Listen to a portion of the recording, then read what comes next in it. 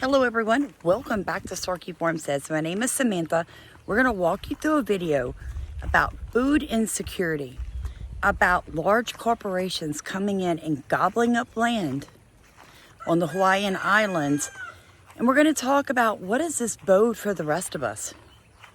When it can happen there, guys, it can happen anywhere. So most of you remember that in September and October of 2023, I, by myself, and then again with my husband, went to Maui twice to do missionary work, to learn how to regenerative ag farm by the experts, in my opinion, and to go and support what had happened after the Lahaina and upcountry fires that were on Maui. But now, folks, we're going to look here. We're going to look at a smaller island right down, I'd say right down the road, but right down the water from Maui. And we're going to talk about what's going on there. And why was this brought to my attention? I feel like it was brought to my attention because people know I have a heart for Maui.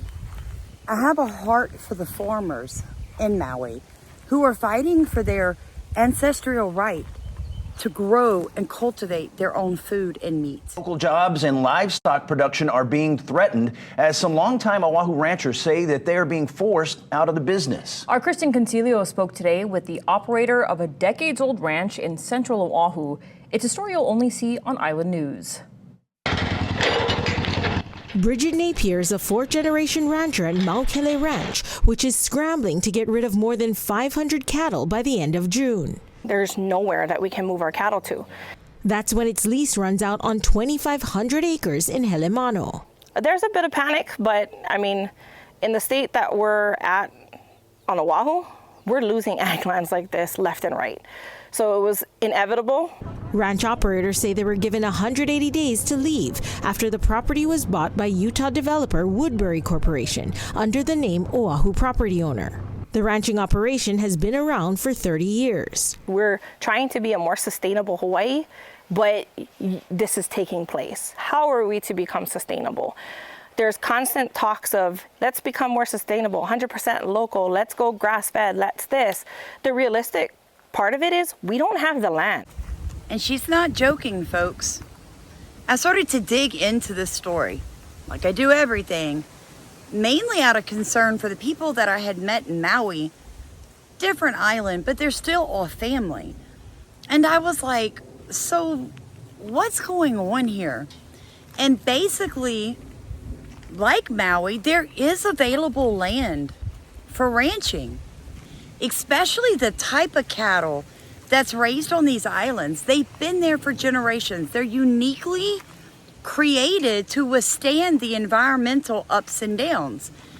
The problem comes through when you've got certain companies and large real estate firms coming in and purchasing up what was once agricultural land. And anytime you involve state or federal officials, the people are not going to win, folks.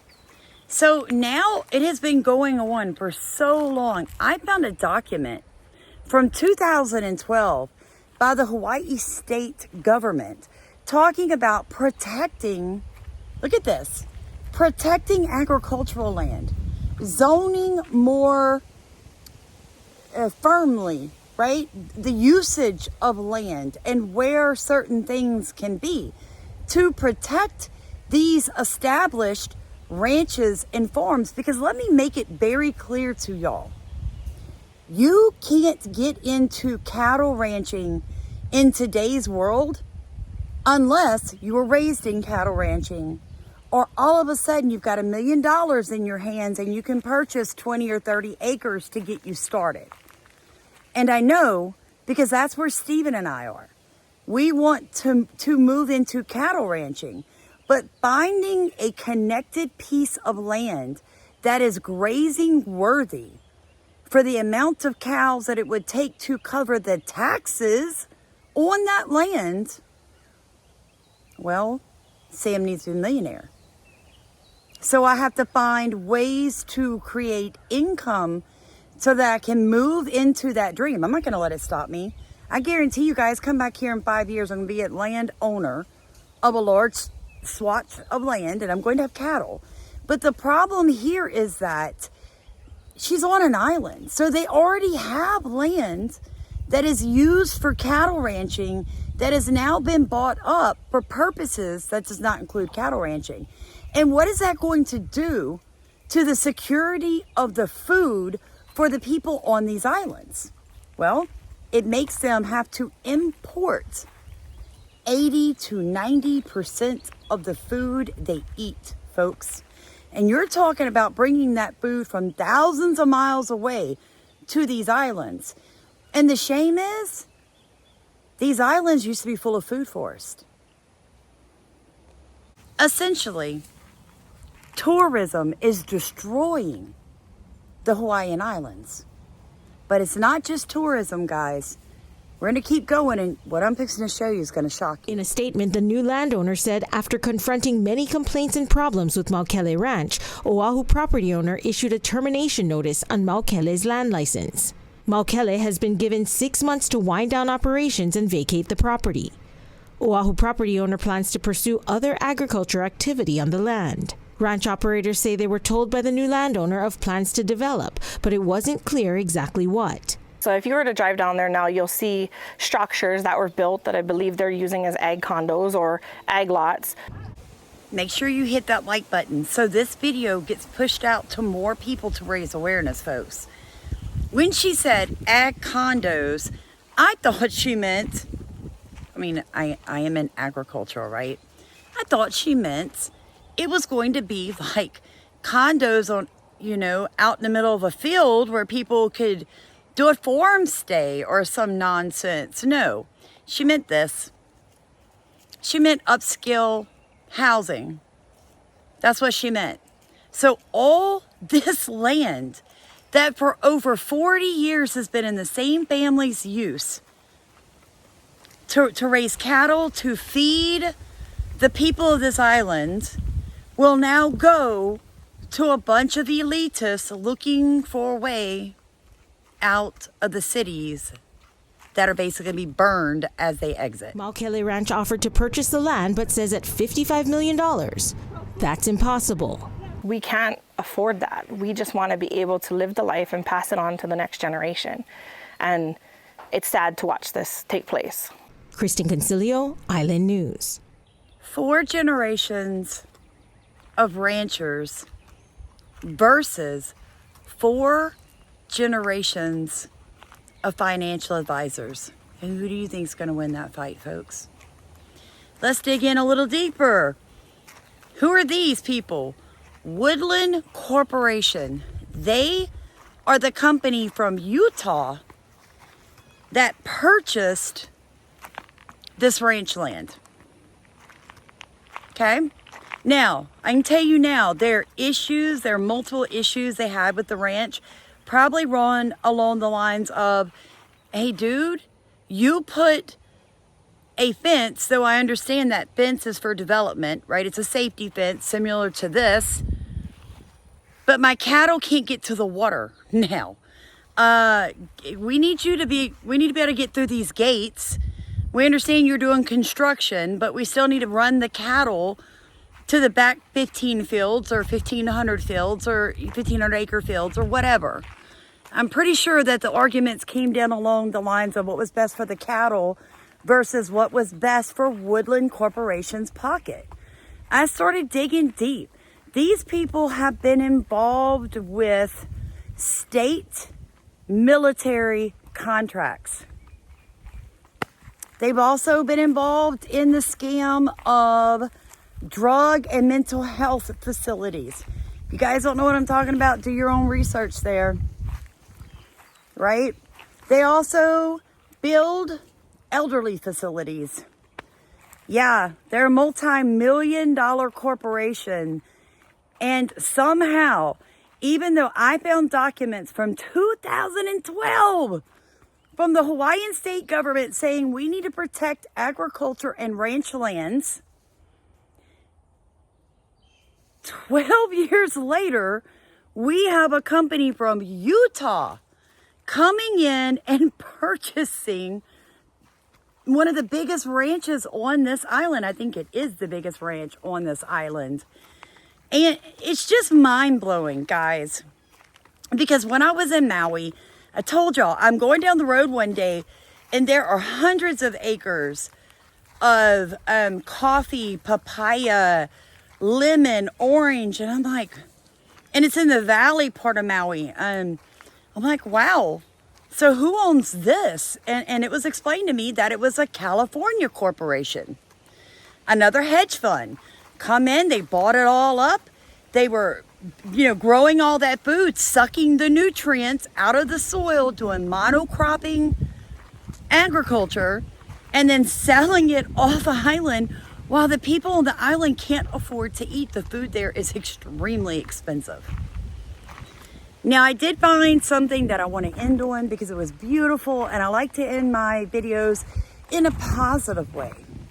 It's not all bad.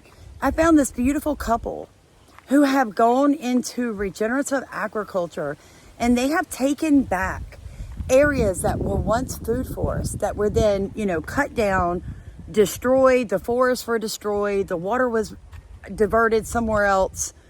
I've got videos on all that, folks. There's a water war. People are killed over land and water on Maui. I mean, that's no joke. That's serious. But they were able to take some land and rejuvenate it using practices from their forefathers and generations back. And they use the lunar cycle to grow their food, and they do a regenerative type agriculture like what we do here at Starkey Farmstead. It was one of the most amazing parts of my trip to Maui, was going on these farms and seeing the traditional types of farming. One thing that they're big on is not using one species of a plant. A lot of you might be growing tomatoes, but you've got one or two types of tomatoes, your favorite types, right? Well, if you want to do it correctly, you need more than that. And the thing is that if you're going to grow sweet potatoes, grow 4 or 5 types of sweet potatoes. If you're going to grow squash, grow 3 or 4 types of squash. This helps your soil, and your soil is what's going to grow your food. Now, we appreciate you guys being here. Please make sure you are still subscribed. You guys know YouTube's on a rampage with me. Demonetize us, shadow ban us, turn the comments on my videos off. I go back, I turn it on, they go back and turn it off. I mean, I feel like I'm having a tit for tat with a kindergartner. And it's because we're Christian patriots. And they hate it. They hate it. Make sure you pop over to the Patriot Trainers channel. Use the discount code Starkey. Get signed on. Learn how to take care of yourself better. It's important, okay? Also, you guys, if you want the newsletter, you're almost out of time. May 1st is the next newsletter, and I can't go back and send you newsletters that have already come out. So, I mean, I'm telling you, you don't want to miss these newsletters. They're going to keep you abreast of what's going on in this world, biblically, financially, spiritually, physically. You need this information. Also, thank you to the ones of you who have been rowing in our boat, helping us out financially so that we can continue to do what we do here. God bless you. Please like, comment, and subscribe. Share this video. It's the only way we have a chance of helping this ranch. Maybe, who knows, maybe the state will defend them. Maybe they'll stop these people from taking this land from them. Yes, it was only a lease. I understand that.